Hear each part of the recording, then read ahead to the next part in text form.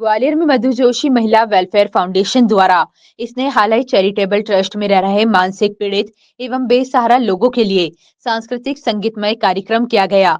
ये कार्यक्रम इन लोगों को मोटिवेट करने और खुशी देने के लिए किया गया, जिसमें मधुर मित्र समूह के गायक कलाकारों ने अपनी प्रस्तुति दी, जिसमें रश्मि पित्रे, प्रकाश पित्रे, संध्या जैन, सुनेत्र जैन, महेंद्र श्रीवास्तव, नव्या ने एक से एक बढ़कर एक गाने गाए। साथ ही मान्य जोशी ने क्लासिकल डांस प्रस्तुत किया। कार्यक्रम में मुख्य अतिथि के रूप में हैंडीक्राफ्ट विभाग के पूर्व असिस्टेंट डायरेक्टर डीसी तिवारी एवं अतिथि प्रवीण पवार एवं स्नेहालय की संचालिका निर्मला गुजर, कार्तिक शर्मा मौजूद रहे।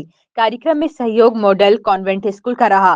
कार्यक्रम का संचालन संस्था की सचिव मधु जोशी द्वारा किया गया एवं आभार अध्यक्ष भानु प्रताप शर्मा द्वारा सभी लोगों को पुरस्कार वितरित किया गया।